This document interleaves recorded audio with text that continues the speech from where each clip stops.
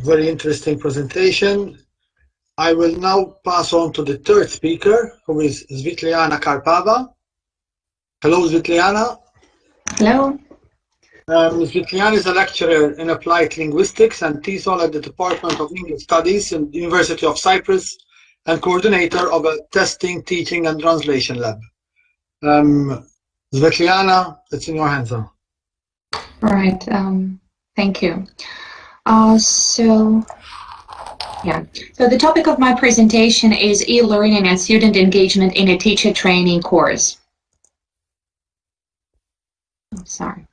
So, as we know, digital technologies in higher education facilitate the learning and teaching process, creating a student-centered environment. And according to Alexander and colleagues 2017 and Weinberg and colleagues 2016, teachers need to develop digital literacy as e-learning cannot take place without e-teaching. Both teachers and students should have relevant training and support in order to use new technologies in an efficient and effective ways. And young generation of students can be characterized as digital natives, millennial students, or Homo sapiens. Thus, they can be easily trained to use digital tools at university. Students can be autonomous learners, but educational institutions can help them to construct knowledge via guidance and assistance of the teachers and experts.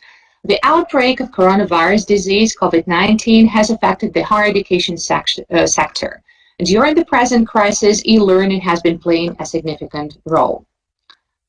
Blogs are considered to be a useful online tool for learning, teaching, training, and education. The students and teachers can share their thoughts and ideas, can express their feelings and opinions in an online environment. No special technological skills are needed in order to post a blog entry. Blogging promotes creativity, critical thinking, reflection, collaboration, interaction, and active participation. Blogs can help to gain and share knowledge as well as to increase digital literacy of both students and teachers, change their attitudes towards information and communication technology. Web and digital literacy is integral to being a professional in the modern world. And actually, it's important to integrate information communication technology into their classroom, so it can help to promote and develop learner-facilitated pedagogical environment, to promote multiple literacy and intermediality, and according to Prensky, so the students and teachers, so we know that the students are digital natives and teachers somehow considered to be digital immigrants, but this situation can be changed. So using electronic tools, we can adopt and adapt new materials and strategies, and using blogs can help us to develop writing practices via digital medium. Blogs can help culture, promote self-expression, and language learning strategies. In the process of writing, bloggers become part of a discourse community in a complex multimodal setting, and cooperative learning takes place in spaces where people negotiate and construct meaning and text.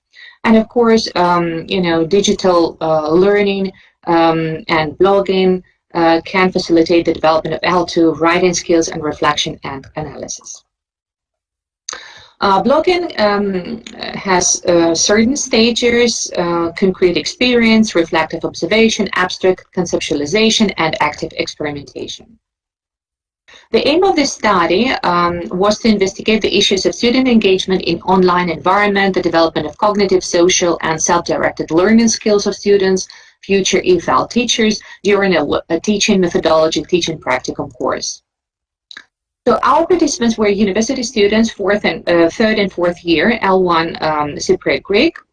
The age was from 19 to 24, so they were both female and males, and they also knew no other languages such as Italian, Russian, Tagalog, German, Turkish, French, and Spanish. So this is part of their linguistic repertoire.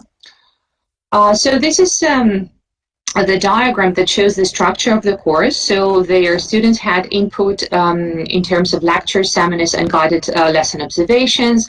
They were involved in peer observation, lesson planning, teaching practicum, self-evaluation, and of course they got tutor evaluation. And throughout this course, they had an opportunity to write reflection journal entries and blogs. So we have analyzed students' engagement and participation in online classes, oral and written mode, and the online sessions were via Microsoft Teams. They were recorded and observed regarding the frequency, quantity and quality of students' participation in discussions, question-answer sessions, and blogging via Blackboard.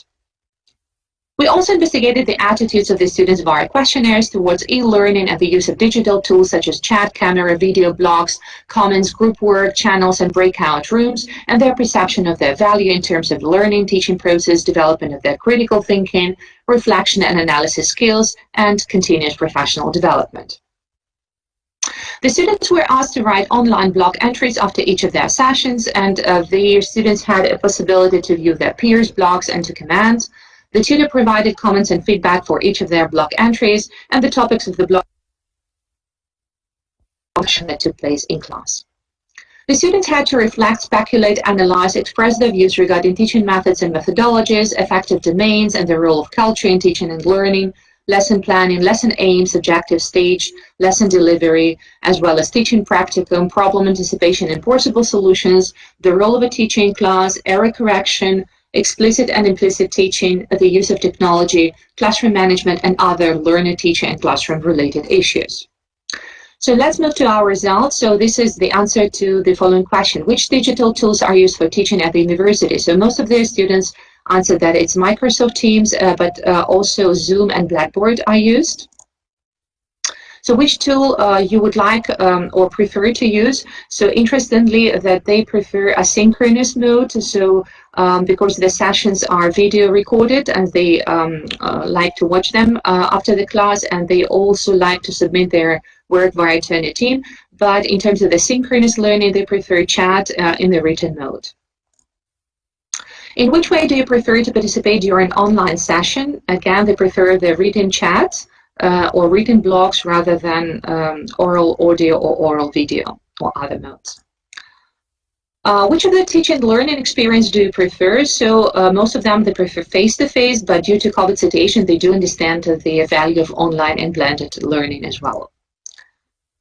So why? So these were the excerpts from their questionnaires, the open-ended answers. So why face-to-face? So you can feel the connection with your professor, and it's easier to ask questions and participate. This is the classic way that I'm used to concerning learning, participating, and observing. Nothing can replace this kind of interaction between the teacher and the student, and there are no connection or audio issues. And also it helps students not to be bored easily and to participate and have physical contact. So other reasons, so it's easier to concentrate and participate, the lesson is more vivid, and it's more easy for me to pay attention. Face-to-face teaching is definitely easier and more beneficial as there is no distance. I can be more focused and motivated. Comparing with the online environment is the best way of learning. Teachers can observe the whole group of students, their face expressions, the way they catch up with provided materials, and to act accordingly. So why online? So it's the opportunity to feel comfortable and express yourself without being watched by others. Online classes is the best solution during COVID situation. We feel more comfortable, and it's more comfortable both for students and for the teachers because we are all in our house. To feel healthy and protected from any kind of virus, and with COVID situation, it's the best option. Online teaching is very convenient, and in situations like the pandemics, it's a very good option for everyone. Right now, it's safer to have online classes due to the COVID situation. It's more convenient. You do not have to travel to the university to attend lessons, sessions, concentrate more, and you can attend the lesson from the comfort of your home. It's also safer since you protect yourself from the spread of COVID. So here we had the statements, and the students had to rate from 1 low to 5 high. So the ones that are highlighted in blue, so they had high scores. So I'm digitally literate. I want to improve my digital competence. Blogging is a useful pedagogical and educational tool. Writing a blog is a creative activity. Writing a blog helps to develop reflective skills. I like that the others can read my blog and leave a comment. It's great to share my ideas with my peers in the blog, and blogging is a type of assessment. While the ones that are in black, they got low scores. Blogging is time-consuming and tiring. The blog should be private. Only the teacher can read them. Here we have the higher scoring for blogging gives me the sense of belonging to a community, while the rest ones got low scoring. I do not like blog entries. It's a waste of time. I read my peers' blog entries before I write my own entry. I do not like to share my feelings and experience with the others. Blogging is just our homework. I'm tired of blogging. It has become routine. It's boring. So blogging sounds difficult, challenging, or irrelevant. Here in blue again, high scoring. Blogging helps me to comprehend the material better. I have freedom to express my views and ideas in a blog. Tutors' comments are useful. Blogging has more advantages than disadvantages, and blogging is a useful skill. While the rest had low scoring, so I will use blogging in my future teaching, so they disagree. With this, so blogging entries and comments should be on a voluntary basis only. I'm affected by the answers of the peers. My peers and co-students do comment on my blog entries, and blogging has more disadvantages than advantages. And the last portion of the statements, again, with high scores, blogs stimulate me to read more on the relevant topics. Blogs can help me to become a reflective practitioner and teacher, and blogging facilitates teacher-student communication. And the other ones, they got low scoring. So blogs have helped me to increase my interaction with peers. Blogs have helped me to overcome anonymity of a large class. I add comments to the blog entries of my peers. I do not know what to write in a blog. I feel insecure because I write blog entries. I do not have the necessary skills to write blogs, and I'm not comfortable with blogging due to my personality. So which topics you would like to discuss in blog entries and why? So they would like to discuss profession of the teacher, behavior of the teacher, suitable and efficient tasks, effective ways to make a lesson funny and not boring for students, critical thinking, creativity, to share our experience and feelings more about our dreams, current achievements, goals, and everyday life problems, and the topics covered in class, as this forces me to revise what we have been taught. And also any problems or challenges the teacher might face during a school year, how to organize a syllabus in order to cover all the units needed, topics which require personal opinion, teacher ethics, autonomy, responsibility, topics about multilingualism and student psychology. So what is the purpose of blogging? As you can see on this graph, so mainly they believe that it's for sharing thoughts, feelings, and ideas, for critical thinking, development, creativity, and innovation, interaction, reflection, communication, also self-directed learning, and online community. Please describe your blogging experience so far. So some of the students find blogging the perfect place to share my thoughts and views related to our course and topics that are being discussed. It also encouraged me to think in ways that I would not think before. It provides me with feedback. I gained a lot of knowledge and confidence to share my thoughts with my colleagues, and I also learned a lot by reading what everyone else has to do same about the topics we're dealing with.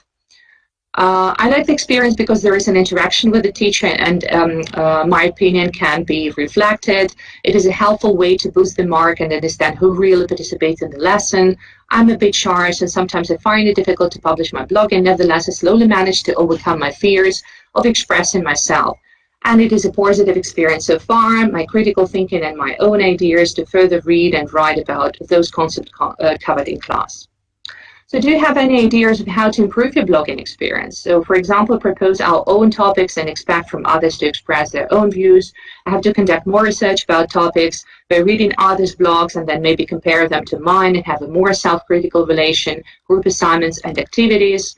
Blogging can be based on videos to be more precise with my answers and also interact with my peers more by either leaving comments or reading more of their blogs. The key is to make blogging and reflections your routine, as in a long-term perspective, it will help to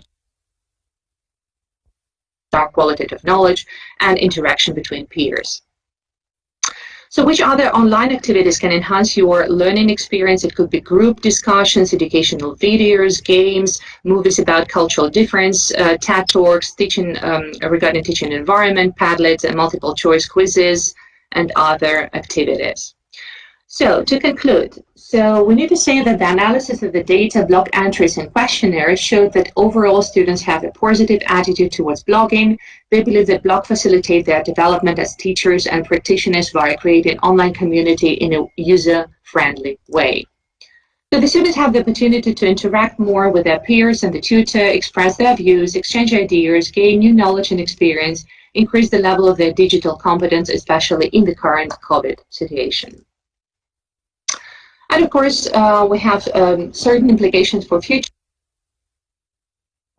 to get insight into both students and teachers' views regarding online teaching, learning environment, and digital literacy, and their impact on the development of students' critical thinking, reflection, and analysis skills, as well as on their continuous professional development. And thank you very much for your attention. And here we have our references. Thank you very much. Thank you so much, Svetlana. I have to excuse myself, but I had some communication problems during your presentation, and I had to reboot my computer. Right. Was I all right within the time limits? Yes, Okay. you're perfect within the time limit. Thank you. We have time for a question or two, please. If you have any questions. So this was actually based on the perceptions of the students, and this is something recent because we use Microsoft Teams teaching, and we try to implement blogging. So this is, kind of new research that we have undertaken. So yeah, so it would be really interesting to have your questions and any kind of feedback. If I can ask you, I know it's not part of the study, but how do professors and lecturers look at e-learning? I think that there was some misconnection. So I mean, disconnection. So I mean, if you can repeat your question. Okay, so I know it's not part of your study, but how do professors look at e-learning? Well, that's an interesting question. I think that when we started, we were forced to start e-learning, and it was in March and then April, May, and I think that there was one research that was undertaken at the university level, and we were asked to answer the questions. I don't think that everybody have a positive view on online teaching. Well, when we are obliged to do it, that's fine. And actually, I need to say that a lot of tutors, professors, they had to amend and change the way they teach, because we have a lot of theoretical studies that, for example, theoretical syntax or any other, let's say, theoretical courses. So the professors, they do use a lot of whiteboards, so they use a lot of books, so probably they were not used to have PowerPoint presentation, so that there are a lot of practical and theoretical courses. So that has an impact, and I think that not everybody sees positively online teaching overall. So after COVID situation, so because there is one suggestion to continue with blended, so at least to have an opportunity to have this blended teaching, so to have both online and face-to-face after COVID situation, and still some professors do have an opposing view. And this also, I think that overall the students, they do prefer to go to face-to-face, and we had a whole debate how to start our teaching at our department, and we insisted to proceed with, we as tutors, to have online, just to be on a safe side. And we had a very strong objection on the side of the students. So they wanted to have the face-to-face even when we were wearing a mask. Overall policy of the UCY was to proceed with blended. So we decided to have half of them that would, follow online. But our department didn't agree, and we proceeded with only online. And now we have other lockdown measures, and so in any case, everybody has started doing it online. So we're somehow forced to do it online now. But then there is a kind of dilemma how to proceed after COVID. So is it going to be blended? Is it going to be only face-to-face? And there is a debate, I can say. Thank you very much. That's the million-dollar question everybody's asking now. Okay. Thank you so much. Right. There's a